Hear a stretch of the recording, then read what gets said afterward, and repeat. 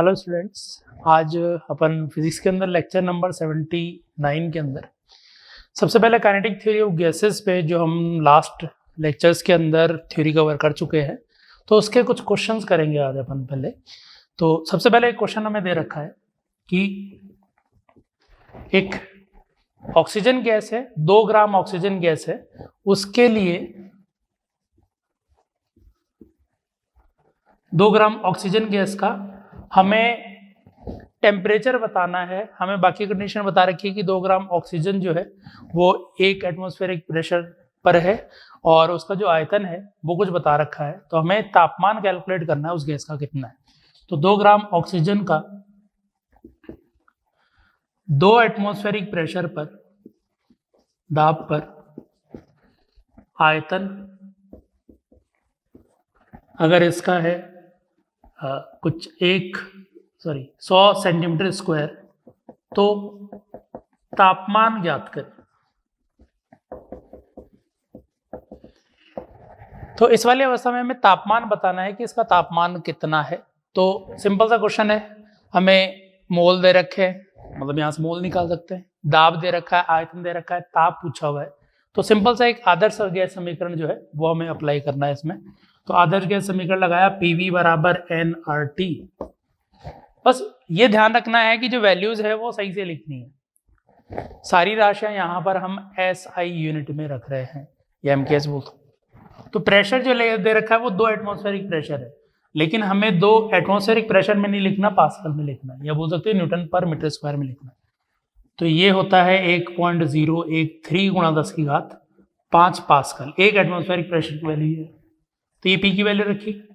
आयतन दे रखा है हमें यहाँ पर इकाई है क्यूब, तो आयतन दे रखा है 100 सेंटीमीटर क्यूब, ठीक। लेकिन हमें चाहिए यहाँ पर मीटर क्यूब के अंदर, तो 1 सेंटीमीटर को लिख सकते हैं 10 की घात -2 मीटर, फिर उसका क्यूब है तो यहाँ पे क्यूब लगा दो। तो ये कन्वर्ट कर दिया आयतन को। नंबर ऑफ मोल के लिए 2 ग्राम ऑक्सीजन दे रखी है। 2 ग्राम ऑक्सीजन में कितने नंबर ऑफ मोल होंगे? तो द्रव्यमान बटा मोलर द्रव्यमान। अब ऑक्सीजन का मोलर द्रव्यमान कितना? ऑक्सीजन एक अकेला एटम होता तब तो हम बोलते 16, डायटोमिक है, गैस है, तो 32 होगा। तो 32, लेकिन इकाई क्या होती है? ये इकाई होती है ग्राम पर मोल में, ठीक है, सही लिखा। 2 ग्राम और मोलर द्रव्यमान कितना? 32 ग्राम पर मोल। तो द्रव्यमान बटा मोलर द्रव्यमान, ये नंबर ऑफ मोल्स आ गए अपने। आर की वैल्यू, यहां पर आर की वैल्यू 8.314। इकाई क्या रहती है? जूल पर मोल पर केल्विन, ये, और साथ में आ जाएगा टेम्परेचर। तो इस तरह से सारी वैल्यूज हम MKS में रखते जा रहे हैं। अब यहां से हम टेम्परेचर की वैल्यू निकाल सकते हैं, जो भी टेम्परेचर की वैल्यू आएगी। तो T की वैल्यू आ गई, ये 2 × 1.013। पावर्स अलग देख लो, 10 की घात 5 तो ये है, 2 -6 ये होगा, 2 चले जाएंगे तो -4 ये होगा। इधर से कोई पावर वैसे आएगी नहीं, ये ऊपर जाके मल्टीप्लाई होगा 32, नीचे डिवाइड होगा 2। इसको 25/3 25/3 लिख सकते हैं, तो नीचे आएगा 25/3। तो इतना टेम्परेचर का वैल्यू यहाँ पर आ जाएगा, ठीक है। इकाई क्या रहेगी? केल्विन में ये टेम्परेचर आएगा, डिग्री सेल्सियस में नहीं आएगा, ध्यान रखना। अब यहाँ से कैंसिल कर दो जितना भी कैंसिल हो रहा है। 25 के लिए हम ये कर सकते हैं कि 4 से ऊपर नीचे गुणा कर दो, ताकि 25 × 4 100 हो जाए। 100 से हम डेसिमल वैल्यू बढ़ा दें या 0 की वैल्यू बढ़ा दें।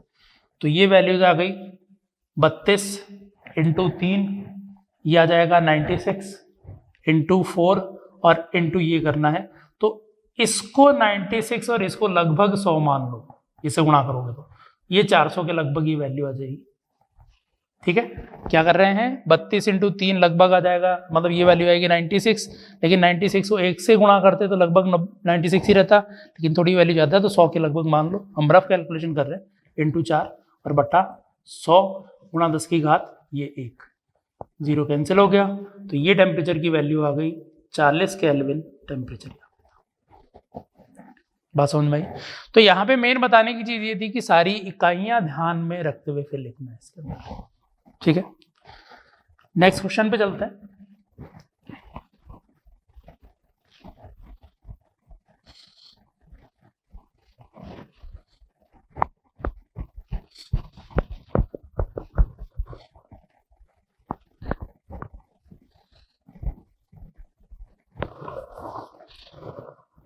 नेक्स्ट क्वेश्चन में हमें ये बता रखा है कि किसी एक गैस का कुछ दाब था पहले, लेकिन जैसे ही दाब दुगना किया तापमान में उसके वृद्धि हो गई, 100 डिग्री सेल्सियस की तापमान में वृद्धि हो गई। तो उसका तापमान कितना था पहले वो बताना है। ठीक है, तो क्वेश्चन ये है, एक गैस के दाब को नियत आयतन पर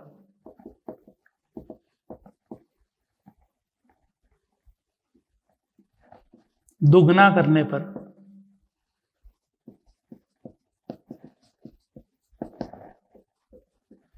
ताप 100 डिग्री सेल्सियस से बढ़ जाता है, या 100 डिग्री सेल्सियस बढ़ जाता है, तो प्रारंभिक तापमान ज्ञात करें। यह हमें कैलकुलेट करना है। अब फिर से वही है कि हमें दाब दे रखा है, आयतन के बारे में बता रखा है, तापमान के बारे में बता रखा है या पूछा है, तो आदर्श गैस समीकरण यूज करें इसमें। तो आदर्श गैस समीकरण PV बराबर nRT। पहले वाली स्थिति और बाद वाली स्थिति को कंपेयर कर लो कि यहाँ पर आयतन नियत रखा हुआ है, गैस वो की वही है, R कांस्टेंट है, तो बोल सकते हैं P समानुपाती T है, नियत आयतन था तो P समानुपाती T। तो अगर दाब दुगुना करेंगे तो ताप भी दुगुना होगा। तो अनुपात ले लो कि पहले का आयतन बट्टा दाब बटा बाद का दाब बराबर पहले का ताप बटा बाद का ताप। अब इनमें क्या लिख रहे हैं, पहले का दाब बाद का दाब पहले वाले का दुगना कर दिया, और तापमान पहले अगर T है तो बाद वाले तापमान में 100 की वृद्धि हो गई। ये बोलोगे कि तापमान 100 से बढ़ गया।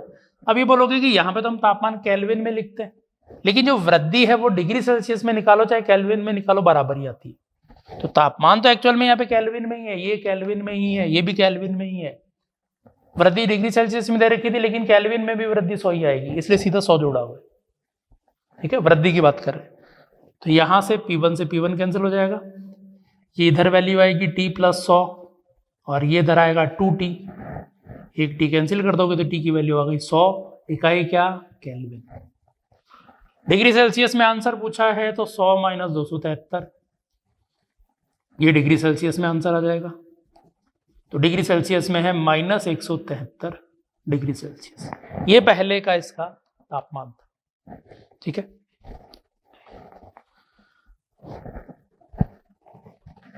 नेक्स्ट क्वेश्चन में एक गैस के ताप और दाब में वृद्धि की है, सॉरी आयतन और दाब में वृद्धि की या परिवर्तन किया है, उसके आधार पे बताना है कि तापमान में कितना परिवर्तन आएगा। तो क्वेश्चन ये है,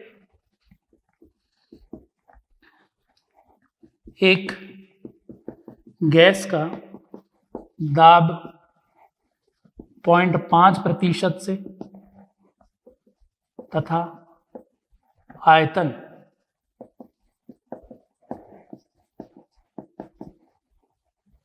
ये पे लिखते बढ़ा दें तथा आयतन 1% से कम कर दें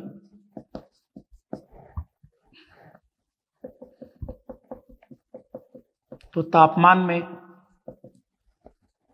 प्रतिशत परिवर्तन।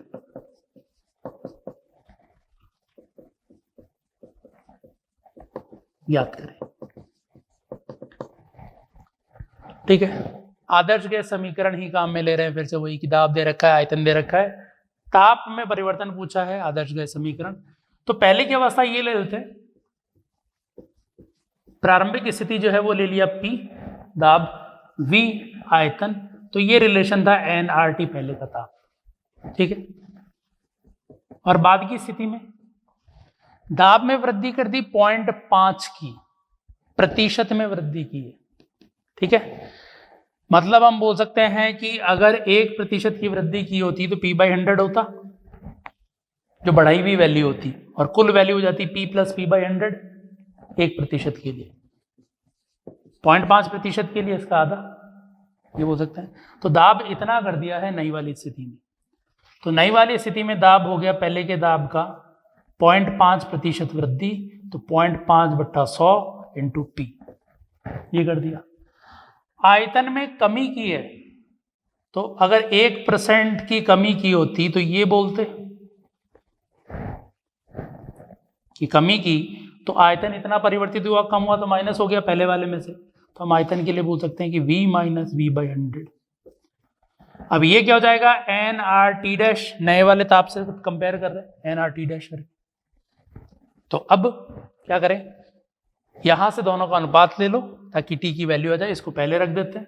तो ये आ गया 100.5 बट्टा 100 इंटू 100 माइनस 1 99 बट्टा 100।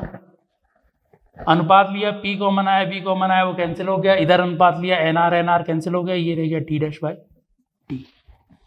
तो नया वाला तापमान जो हो गया टी डैश, उसकी वैल्यू हो गई 100.5 गुणा 99 बट्टा 100 इंटू 100 टी।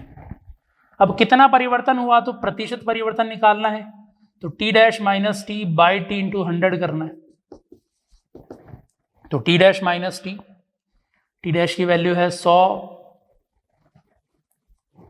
तो ये वाली कैलकुलेशन उधर कर लेते हैं अभी। तो यहां पर ये वैल्यूज कुछ इस तरह से आ गई कि T dash minus T by T into 100, ये प्रतिशत परिवर्तन निकालना। तो ये वैल्यू आ गई, टी डैश की वैल्यू है 100.5 into 99 divide by 100 minus T, T common ले लिया, इसमें भी टी था, इसमें भी टी था, डिवाइड बाई टी था, कैंसिल हो जाएगा, इंटू 100 करना। अब ये कैलकुलेशन अपन को करनी है कि 100.5 को 99 से मल्टीप्लाई करना है, 100 से माइनस करना है।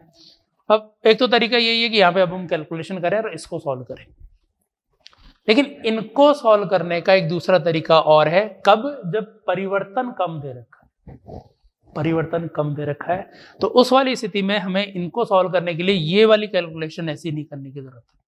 वरना ये वाली कैलकुलेशन करेंगे तो पहले ये मल्टीप्लाई भी करना है, फिर माइनस भी करना है, फिर इसका भाग भी देखिए जो वैल्यू आएगी वो कैलकुलेट करना।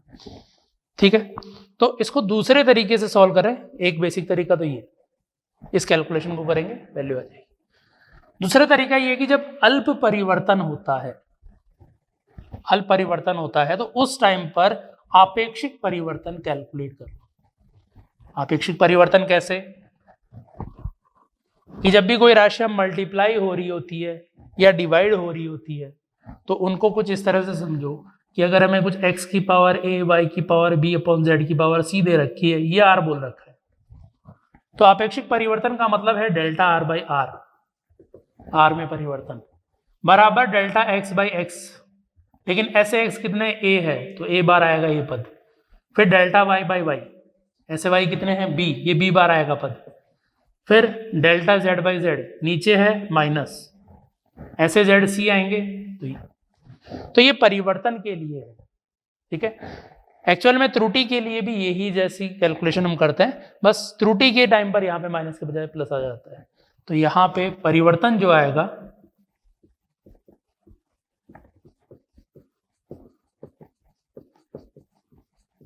वो इस तरह से हम कैलकुलेट कर सकते हैं, कोई भी फंक्शन हो इस तरह से कैलकुलेट कर सकते हैं। अब यहाँ पे भी यही है, तो यहाँ पे लिख सकता हूँ ये दोनों गुणा हो रहे हैं, तो delta P by P, P में आपेक्षिक परिवर्तन, plus delta V by V, V में आपेक्षिक परिवर्तन, बराबर delta N by N, N में कोई परिवर्तन है नहीं, कांस्टेंट है, आर कांस्टेंट है, तो इधर आ जाएगा डेल्टा टी बाई। ठीक है, इस तरह से परिवर्तन निकाल सकते हैं। इंटू 100 कर दो, प्रतिशत परिवर्तन आ जाएगा। तो delta P by P into 100 plus delta V by V into 100 बराबर delta T by T into 100। ये परिवर्तन दे रखा है 0.5% बड़ा है इसलिए प्लस का, ये 1% कम हुआ है इसलिए -1, तो ये प्रतिशत परिवर्तन कितना आया, 0.5% माइनस का, मतलब कमी हुई है तापमान में इतनी। अब क्या जो उस कैलकुलेशन से आएगा वो यही आएगा, यहां पर यही रहेगी वैल्यू, कोई ज़्यादा डिफरेंस नहीं आएगा। मतलब ये हो सकता है ज़्यादा से ज़्यादा वहाँ आया हो 0.5002 ऐसे कुछ वैल्यू है, तो कोई ज़्यादा डिफरेंस नहीं आता। जब कम परिवर्तन है तो ये वाला तरीका हम लगा सकते हैं, ज़्यादा के लिए वैलिड नहीं है। ज़्यादा के लिए तो जो अभी पहले कैलकुलेशन कर रहे थे वैसे ही करना है। तो ये चीज ध्यान रखनी है, ये एक मेथड है, कम परिवर्तन के टाइम पर ये अप्लाई कर सकते हो। ठीक है, नेक्स्ट क्वेश्चन पे आते हैं।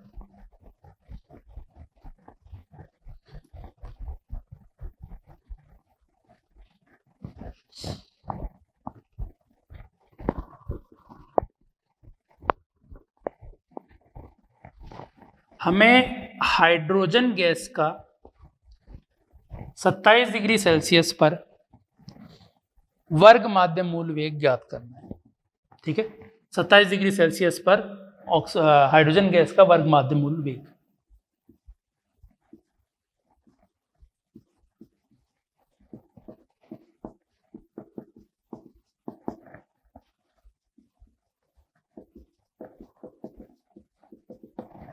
ठीक, सीधा फार्मूला बेस्ड है।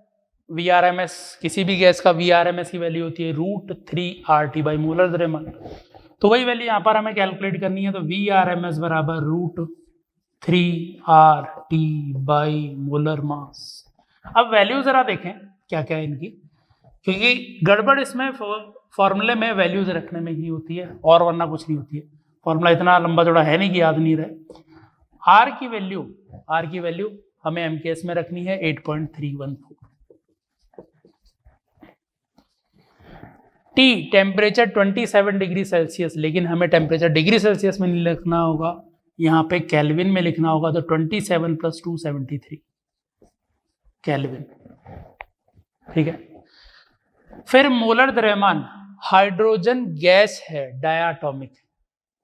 हाइड्रोजन एटम होता तो मोलर द्रव्यमान 1, हाइड्रोजन गैस है H2 है, मोलर द्रव्यमान हो गया 2। लेकिन 2 इकाई क्या, वो 2 होता है मोलर द्रव्यमान हाइड्रोजन गैस का। मोलर द्रव्यमान होता है 2 ग्राम पर मोल। ये ग्राम में आती है इकाई, लेकिन यहाँ पे हमें MKS में रखनी है। तो ग्राम को किलोग्राम में कन्वर्ट करें, -3, क्योंकि 1 किलोग्राम बराबर 1000 ग्राम होते हैं, तो 1 ग्राम बराबर 10⁻³ किलोग्राम। ये वैल्यूज रखी हुई है, अब पुट कर दो इसको। तो m0 रख दिया 2 × 10⁻³ इकाई सारी MKS में है, तो वेग आ जाएगा मीटर प्रति सेकंड। ठीक है, तो आगे कैलकुलेशन है, ये वाला पार्ट VRMS वैल्यू बता देगा। तो कैलकुलेशन के लिए इसको ले सकते हो 25/3, 8.314 को 8.33 वैल्यू आएगी इससे, ये आएगा 300/2। इसको ऊपर ले जाओ, 1000, 3 से 3 कैंसिल। अब 2 0 ये, या ये टोटल 4 0 बाहर ले लो, 25 में से 5 बाहर ले लो, और फिर जो बचेगा 30 से यहाँ पे इसको 15 बोल दो। तो ये 4 0 जो है वो बाहर आ जाएंगे। तो 4 0 बाहर आए तो बाहर आ गया 100, 25 का रूट बाहर आया 5, रूट के अंदर जो वैल्यू रह गई वो रह गई अपने 15। तो ये वेग आ गया √15। 16 होता तो 4 आ जाता, तो 4 से थोड़ी बहुत कम वैल्यू आएगी। तो हम बोल सकते हैं लगभग ये वैल्यू आ जाएगी 4 ये 20, 4 × 5 20 × 100, तो लगभग 200 मीटर प्रति सेकंड के आसपास। ठीक है, लगभग वैल्यू निकाली है, रूट में वैल्यू कैलकुलेट कर लोगे तो एग्जैक्ट वैल्यू इसकी आ जाएगी। तो ये VRMS वेग हो गया हाइड्रोजन गैस का। ठीक है, तो ध्यान रखना है, गलतियां ये नहीं करनी है। यहाँ पे टेम्परेचर डिग्री सेल्सियस में नहीं रखना है, केल्विन में रखना है, इसको ग्राम में नहीं रखना, किलोग्राम में रखना है।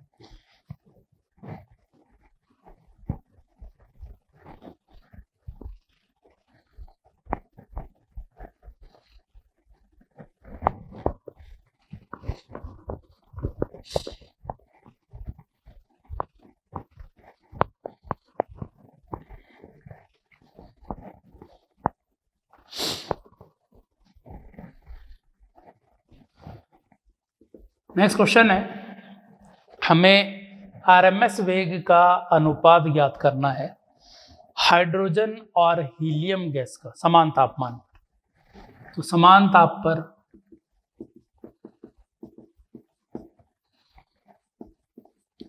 हाइड्रोजन व हीलियम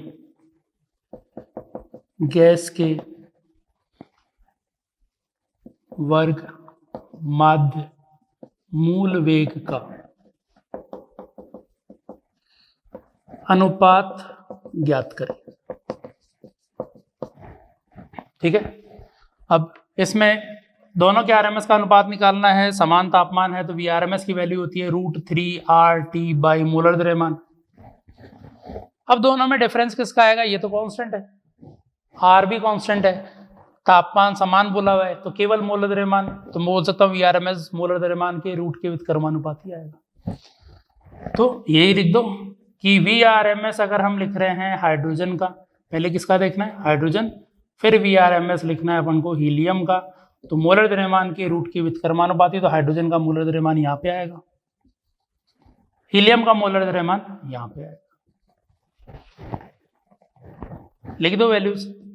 हीलियम का मोलर द्रव्यमान, एकल परमाणुविक गैस है हीलियम, तो हीलियम का मोल एटम का होता है 4, तो हीलियम का पूरे का ही 4 आएगा। अब यहाँ पे इकाई ग्राम पर मोल में होती है, लेकिन नीचे भी ग्राम पर मोल में लिखनी है, तो किलोग्राम में कन्वर्ट करने की जरूरत नहीं है, कट जाएंगी दोनों वैल्यू। मोलर द्रव्यमान हाइड्रोजन गैस का, हाइड्रोजन का 1, एटम का, गैस का 2 ग्राम पर मोल, ग्राम पर मोल कैंसिल हो गया, तो ये वैल्यू रह गई √2। तो इनके आरएमएस वेग का अनुपात है √2 के वैल्यू। ठीक है, तो ये हो गया। अब इसके बाद नेक्स्ट क्वेश्चन है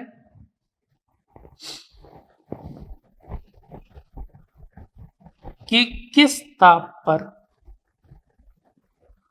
ऑक्सीजन गैस का आरएमएस वेग पृथ्वी से पलायन वेग के बराबर हो जाएगा। क्वेश्चन क्या है कि ऑक्सीजन गैस का किस तापमान पर आरएमएस वेग पलायन वेग के बराबर होगा? तो O2 का किस तापमान पर वेग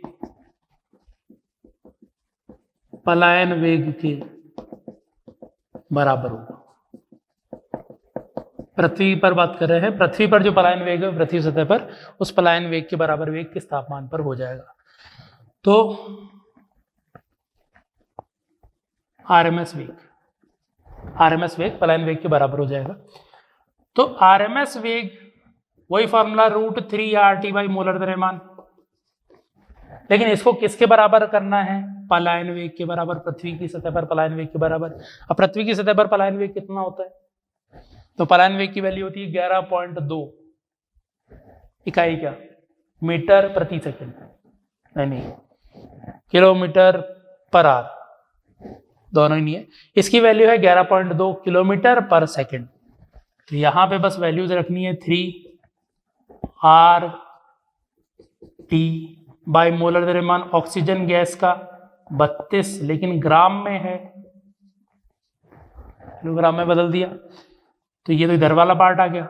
और पलायन वेग कितना? 11.2 किलोमीटर, तो उसको मीटर प्रति सेकंड में बदल दिया, क्योंकि MKS इधर है, इधर भी MKS में रखना है, या ऐसा ही इकाई यहाँ पे भी है, इधर भी ऐसा ही लिख रहे हैं, तो किलोग्राम था उसको मीटर में कन्वर्ट कर दिया।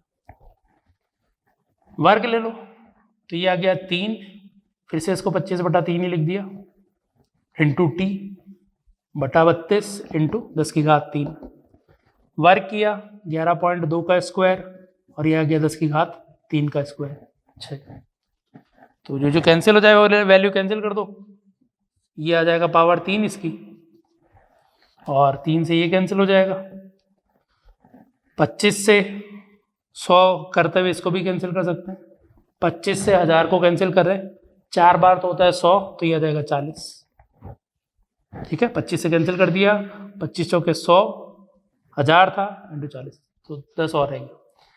तो T की वैल्यू रह गई 32 और मल्टीप्लाई हो गया 32 इंटू 11.2 का स्क्वायर इंटू 40, ये वैल्यू है। अब कैलकुलेशन कर लेते हैं थोड़ी, 4 8 4 3 12, और 11 का वर्ग होता है 121, तो लगभग 11 ही ले लो, 121।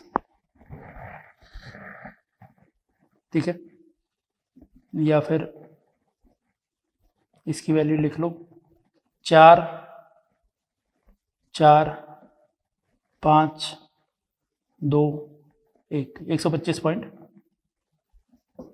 ये इसका वर्ग है। तो 125.44 इससे मल्टीप्लाई करना है, इसको 128 को 125 से मल्टीप्लाई और कर रहे हैं, तो कितना का जाएगा लगभग वैल्यू 125 128। केवल ऑर्डर देख लेते हैं किस ऑर्डर का आएगा, तो 100 ये 3 0 ये 3 2 0 यहाँ से 3 0 यहाँ से 5, तो लगभग 10 की घात 5 केल्विन की कोटि, मतलब आगे वैल्यू रह गई 10⁵ केल्विन की कोटि का ये वैल्यू आ जाएगा। 2 0 यहाँ से 3 0 यहाँ से 10 की घात 5 और साथ में न्यूमेरिकल वैल्यू जो आ रही होगी वो 2 3 जो भी आएगी यहाँ, तो इस कोटि का ये टेम्परेचर यहाँ पे आ जाएगा। ठीक है, वैल्यू नहीं कैलकुलेट किया एग्जैक्ट, मल्टीप्लाई करके देखना। तो ये क्या था कि अगर पलायन करवाना है ऑक्सीजन गैस को, आरएमएस वेग इतना हो जाए कि पलायन वेग के बराबर हो जाए, तो ऑक्सीजन गैस पलायन कर जाएगी पृथ्वी सतह से। तो पृथ्वी सतह से पलायन करने के लिए उसका तापमान, पृथ्वी सतह पर गैस का तापमान 10 की घात 5 के ऑर्डर का होना चाहिए, मतलब 1,00,000 केल्विन से ऊपर होना चाहिए, तो गैसें पलायन करने लग जाएगी, इस तरह से होगा। तो ये यहाँ पे कंडीशन आ गई इसके लिए।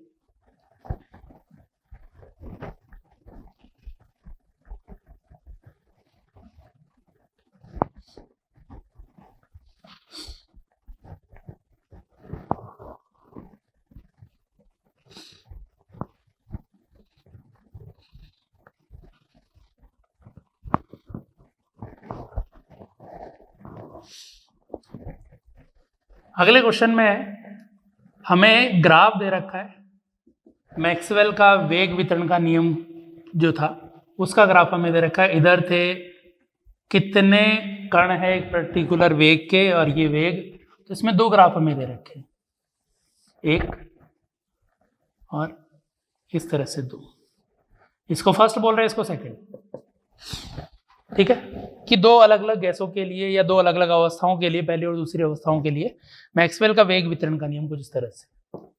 सेम गैस जरूरी नहीं है, 2 अलग अलग अवस्थाएं बोल रखी है। तो हमें यहाँ पे कंपेयर करना है, कुछ ऑप्शंस दे रखे हैं कि कौन सा सही है कौन सा गलत है, कि आरएमएस वेग जो पहले का है वो ज़्यादा है आरएमएस वेग सेकंड से। दूसरा ऑप्शन दे रखा है कि वीआरएमएस वेग फर्स्ट का जो है वो कम है वीआरएमएस सेकंड से। सी दे रखा है कि जो नंबर टोटल अणुओं की संख्या है वो पहले की वो कम है दूसरे से, या टोटल अणुओं की संख्या पहले में ज़्यादा है दूसरे से, या एक और ऑप्शन की दोनों बराबर है। ये सारी चीजें हमें कंपेयर करनी है, देखना कौन कौन से ऑप्शन सही है। एक नहीं, ज्यादातर ऑप्शन सही हो सकते हैं, एक से ज्यादा सही हो सकते हैं।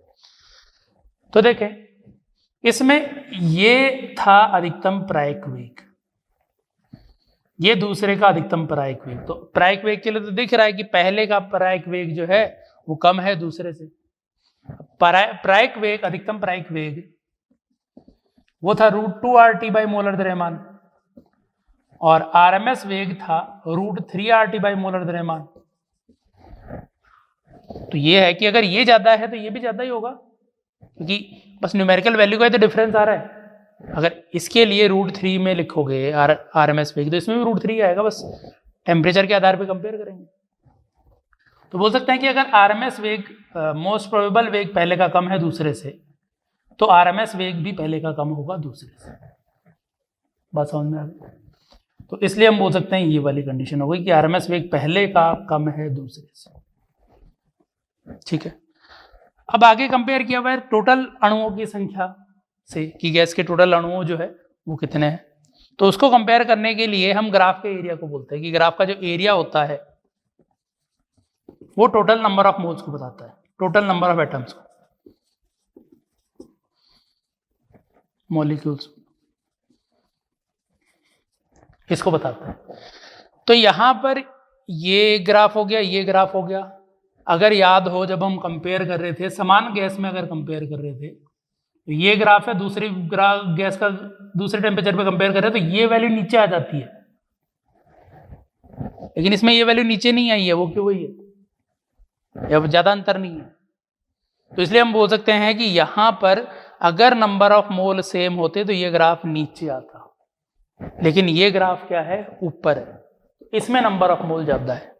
हम बोल सकते हैं कि दूसरे के अंदर नंबर ऑफ मोल ज्यादा है। इस तरह से टेम्परेचर को कंपेयर करना हो तो टेम्परेचर को भी बोल सकते हो कि इसकी आरएमएस वैल्यू, टेम्परेचर छोड़ो भी, क्योंकि टेम्परेचर के लिए मोलर द्रव्यमान भी कंपेयर करना पड़ेगा। ठीक है, तो कुल मिला के ये हुआ कि नंबर ऑफ मोल और वीआरएमएस को इससे हम कंपेयर कर पा। बात समझ में आई? तो ये था मैक्सवेल का वेग वितरण के नियम पे क्वेश्चन। आगे आते हैं ऊर्जा पे।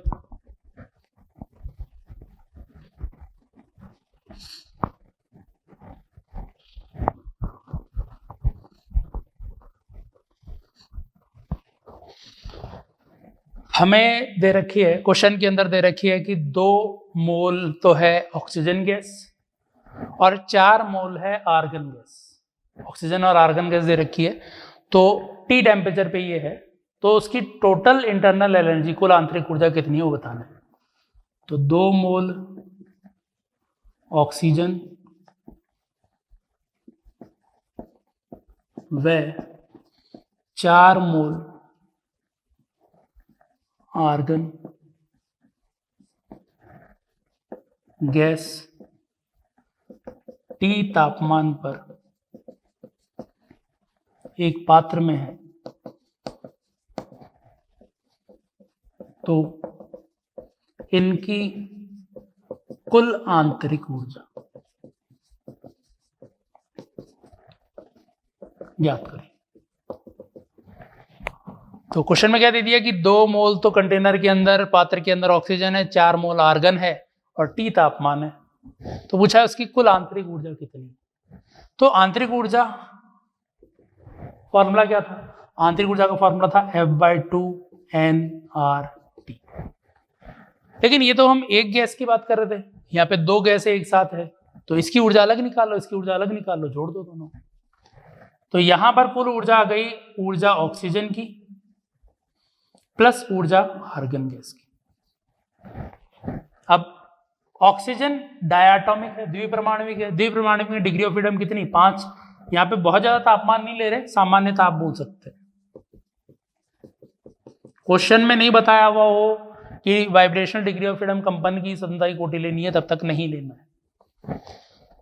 तो ऑक्सीजन के लिए ऊर्जा की वैल्यू हो गई, डिग्री ऑफ फ्रीडम थी 5, तो 5/2 n number of mole 2 RT। ठीक है, प्लस आर्गन के लिए डिग्री ऑफ फ्रीडम, एकल परमाणुविक गैस है, एकल परमाणुविक गैस है तो डिग्री ऑफ फ्रीडम 3 होती है, 3/2 4 RT के बराबर। 4 क्या थे? नंबर ऑफ मोल दे रखे। तो यहां से ये 2 कैंसिल हो गया, ये 2 कैंसिल हो गया, ये तो रह गया 5, ये रह गया 6, 6 और 5 11 RT के बराबर। ये इसकी कुल आंतरिक ऊर्जा आ गई। बात समझ में आई? तो इस तरह से हम आंतरिक ऊर्जा इसकी कैलकुलेट कर सकते हैं। अगले क्वेश्चन पे आते हैं।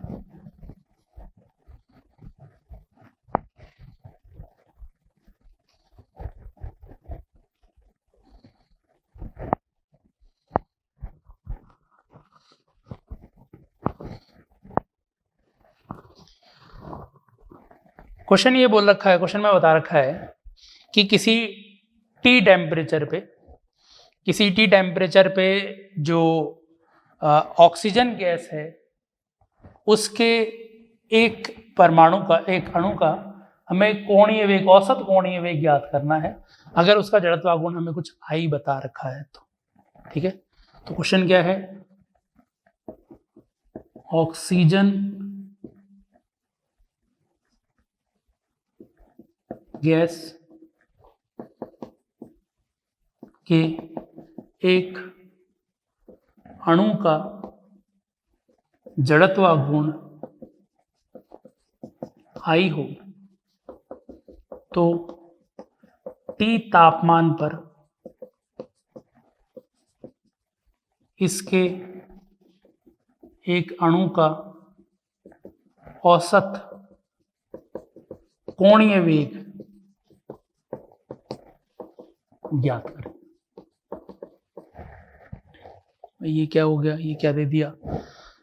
तो ऑक्सीजन के एक अणु का, ऑक्सीजन डायाटॉमिक द्विपरमाणुविक, तो द्विपरमाणुविक का जो जड़त्व गुण है वो बता दिया, इसका जड़त्व गुण कितना है। ठीक है, फिर T तापमान पे इसका कोणीय वेग पूछा है। अब तापमान और कोणीय वेग में संबंध, हमें तो ऊर्जा में संबंध जरूर पता है कि अगर तापमान पता है, गैस का नंबर ऑफ मोल पता हो, तो उसकी कुल ऊर्जा हम बता सकते हैं, कुल आंतरिक ऊर्जा। अब आंतरिक ऊर्जा बता सकते हैं, तो आंतरिक ऊर्जा डायाटॉमिक में कौन कौन सी थी? ट्रांसलेशनल, रेखीय गतिज ऊर्जा और घूर्णन गतिज ऊर्जा को मिला के। वाइब्रेशनल तो ले नहीं रहे, कुछ नहीं बोला तो वाइब्रेशन नहीं लेना, कुछ नहीं करना उसका। तो यहां पर क्या हम इसकी घूर्णन की गतिज ऊर्जा निकाल सकते हैं? क्योंकि अगर घूर्णन की गतिज ऊर्जा आ जाएगी तो फिर हम घूर्णन की गतिज ऊर्जा को हाफ आई ओमेगा स्क्वायर भी बोलते हैं। बात समझ में आई? तो इसलिए यहां पर हमें ऊर्जा से ही रिलेट करना है, लेकिन कुल ऊर्जा से रिलेट नहीं करना, केवल घूर्णन की गतिज ऊर्जा की बात करनी है। तो मुझे घूर्णन की डिग्री ऑफ फ्रीडम बता दो।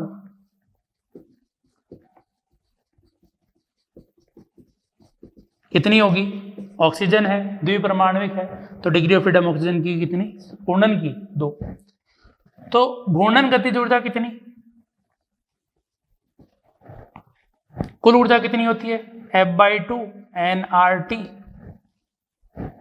घूर्णन की बात करें तो F की वैल्यू कितनी हो गई? 2। बात समझ में आ गई? F/2 nRT कुल ऊर्जा थी। घूर्णन की बात करें तो घूर्णन में डिग्री ऑफ फ्रीडम कितनी होती है? 2।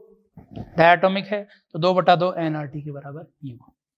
ठीक है, तो ये तो आई कुल ऊर्जा किसकी? n मोल की। हमें जड़त्व गुण दे रखा है 1 का, n मोल का नहीं दे रखा। तो यहां पर कुल गतिज ऊर्जा को हम क्या लिख सकते हैं? 1 की गतिज ऊर्जा होती half I omega square, omega जो भी एवरेज औसत जो निकालना चाह रहे हो, ये किसकी ऊर्जा? एक अणु की, ऑक्सीजन के एक अणु की। अगर टोटल n अणु हो, ऑक्सीजन के टोटल n अणु हो, तो n अणुओं की ये कुल गतिज ऊर्जा आ गई घूर्णन। ये चीज समझ में आ गई? 1 की गतिज ऊर्जा लिखी एक अणु की, n से गुणा कर दिया, स्मॉल n से नहीं, नंबर ऑफ मोल से नहीं, कितने अणु है उनसे, बराबर इधर आ गया nRT। ठीक, तो n/N ये था नंबर ऑफ मोल बटा कुल अणुओं की संख्या। नंबर ऑफ मोल को बोल सकता हूं कुल अणुओं की संख्या बटा एवोगैड्रो नंबर। ही है, कितने अणु इकाई 1 मोल के अंदर है वो नंबर ऑफ मोल बोल रहे हैं, तो Na से डिवाइड किया और डिवाइड बाय n ये है। तो इस वैल्यू को हम 1/Na बोल सकते हैं। फिर दूसरा R/Na, ये बोल्ट्जमैन कांस्टेंट के बराबर होता है। ठीक, तो ये दोनों चीजें हम काम में लेंगे, तो हम कुल मिला के ये बोल सकते हैं कि अगर n R/N है, तो इसको हम बोल सकते हैं, इसको ही वैल्यू तो आ गई, n से n कैंसिल 1/Na, और R/Na को अपन क्या बोल सकते हैं?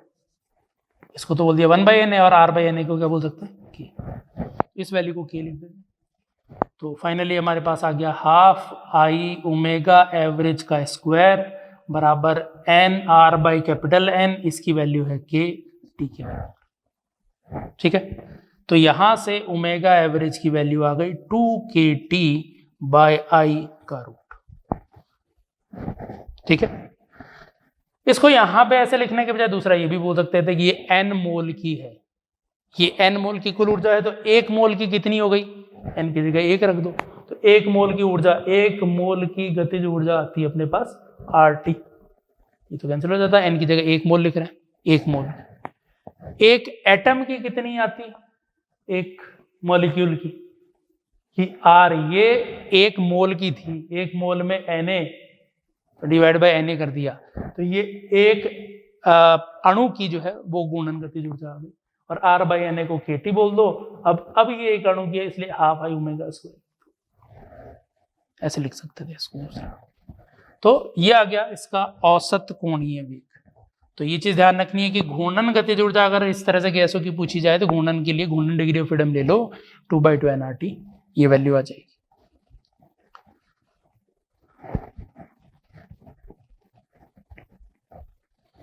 आगे बढ़ते हैं, अगले क्वेश्चन पे आते हैं।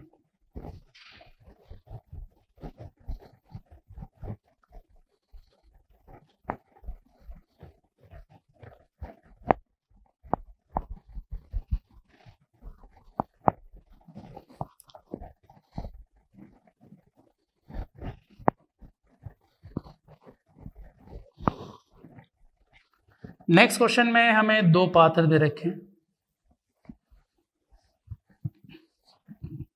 जिनको एक पाइप से जोड़ा हुआ है, बीच में एक वॉल्व लगा हुआ है, वॉल्व खोलेंगे तो मिक्स होंगे एक दूसरे में।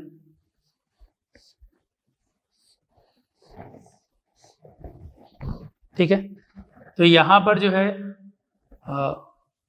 दाब है इसका P1, आयतन है V1, तापमान है T1 और इसमें जो गैस है वो द्विपरमाणुक है। ऐसे इसमें दाब है P2, V2, तापमान T2 और वही डायटोमिक इसमें ले लेते हैं, ये वाली स्थिति, या मोनोटोमिक लेके फिर कर दोनों को अलग अलग ले लिया। अब क्या किया है, ये शुरुआत की स्थिति थी, बाहर से कोई ऊष्मा का आदान प्रदान नहीं है, ऊष्मीय कुचालक दीवारें हैं।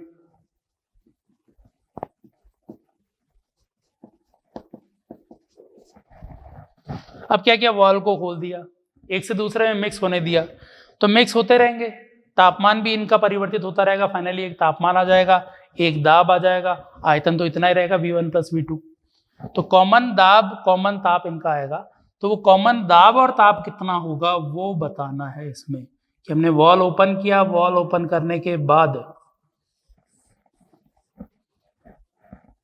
इसके अंदर दाब कुछ P आ गया V1, तापमान कुछ T आ गया, डायटोमिक नहीं, रिमिक्स हो गई सारी, P V2 और ये कुछ T आ गया। तो यहां पर P और T ज्ञात करना है क्या है, ये हमारे पास क्वेश्चन है, ये पार्ट है। अब इसमें क्या क्या बोल सकते हैं, क्योंकि हमारे पास दो अज्ञात है, एक नहीं दो अज्ञात है, तो दो कंडीशन तो कम से कम अपने पास आनी चाहिए। तो क्या बोल सकते हैं कि गैस की जो मात्रा है वो तो नहीं बदली, कि जितनी गैस पहले दोनों में मिला के थी, मिक्स होने के बाद भी गैस उतनी रहेगी, मतलब नंबर ऑफ मोल बोल सकते हैं गैस के चेंज नहीं हुए, एक कंडीशन। दूसरा ये कि जब ये मिक्स होगी तो बाहर से ऊष्मा का आदान प्रदान हो नहीं रहा, बाहर ऊष्मा जाएगी नहीं, बाहर से ऊष्मा आएगी नहीं, तो हम बोल सकते हैं कि इनकी जो ऊर्जा पहले थी उतनी की उतनी है। प्रसार भी नहीं हो रहा पात्र का, प्रसार पे क्या फर्क पड़ेगा वो अभी आगे थर्मोडायनेमिक्स में देखेंगे। तो यहां पर ये बोल सकते हैं कि जो ऊर्जा पहले थी वही ऊर्जा बाद में भी होगी, जितने नंबर ऑफ मोल पहले थे उतने नंबर ऑफ मोल बाद में भी होंगे। ठीक, इसको लेते हुए आगे बढ़ते हैं। तो सबसे पहले लेते हैं नंबर ऑफ मोल के लिए।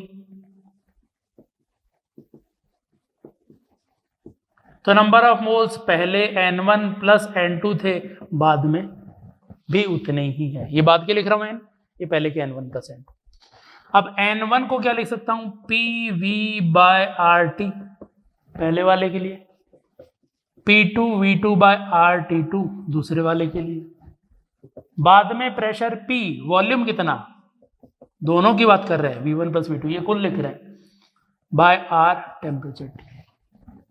ठीक है, कि पूरी गैस का आयतन तो कितना हो गया, V1 + V2 हो गए, दोनों मिक्स हो गए, दाब दोनों का P हो गया, ताप T हो गया, तो ये नंबर ऑफ मोल्स। तो यहां से हमारे पास एक रिलेशन आ गया, P1 V1/T1 + P2 V2/T2 बराबर P/T V1 + V2। तो P और T में एक रिलेशन यहां से अपने पास बन गया, ये एक इक्वेशन आ गई। दूसरी कहां से बनानी है, ऊर्जा से, कि ऊर्जा कहीं नहीं गई, तो कुल आंतरिक ऊर्जा,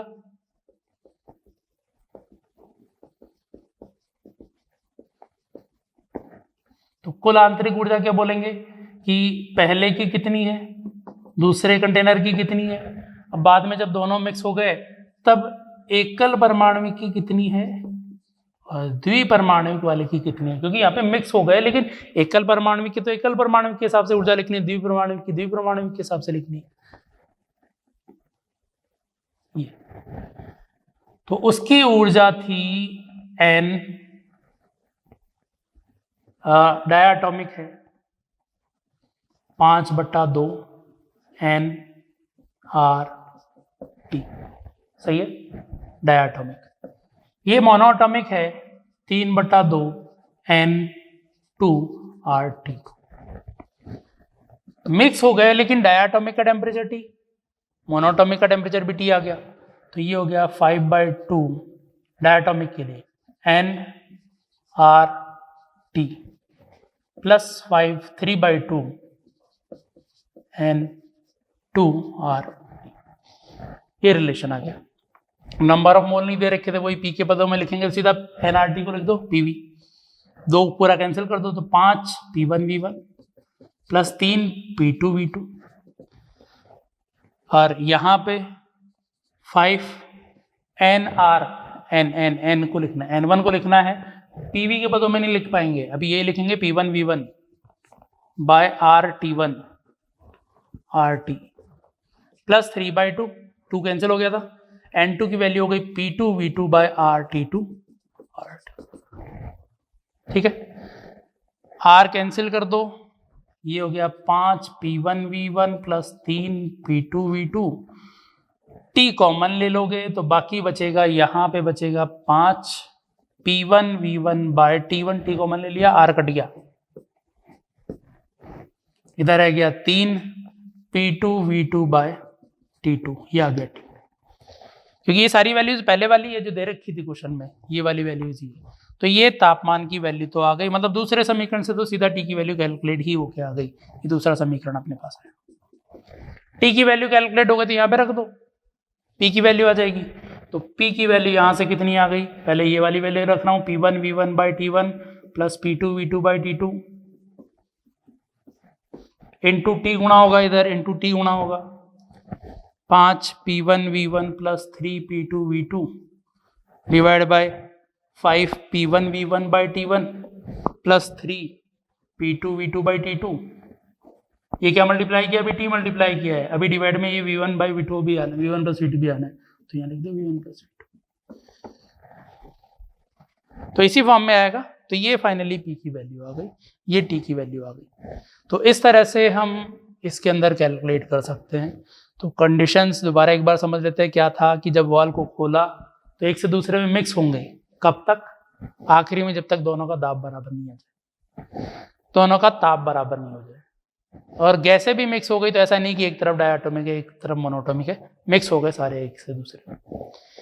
बाहर से ऊष्मा का आदान प्रदान नहीं हो रहा, तो एक तो बोल सकते हैं कि गैस की मात्रा का भी आदान प्रदान नहीं हो रहा, तो एक तो गैस के नंबर ऑफ मोल जितने पहले उतने बाद में, तो number of mole N1 plus N2 पहले वाले, बाद के नंबर ऑफ मोल्स कितने हो गए, बाद के नंबर ऑफ मोल्स हो गए जो भी टोटल दाब टोटल आयतन बटा RT के बराबर, ठीक है। यहाँ से कंडीशन बनी। दूसरी है कि बाहर से कोई ऊष्मा का आदान प्रदान नहीं हुआ और पात्र भी संकुचित या प्रसारित नहीं हुआ, कार्य नहीं हुआ, जो आगे थर्मोडायनेमिक्स में पढ़ेंगे। तो इसलिए बोल सकते हैं कि जितनी ऊर्जा पहले उतनी ऊर्जा बाद में आंतरिक ऊर्जा, तो आंतरिक ऊर्जा जितनी पहले उतनी बाद। तो यहाँ से आंतरिक ऊर्जा लिखी, 2 अननोन 2 इक्वेशन थी, यहाँ से सॉल्व, ठीक है। तो ये हमारे KTG पे क्वेश्चंस हो गए, एक्सरसाइज शीट अब ट्राई कर सकते हैं। अब नेक्स्ट लेक्चर में अपन देखेंगे थर्मोडायनेमिक्स के बारे में देखेंगे, ठीक है। Thank you.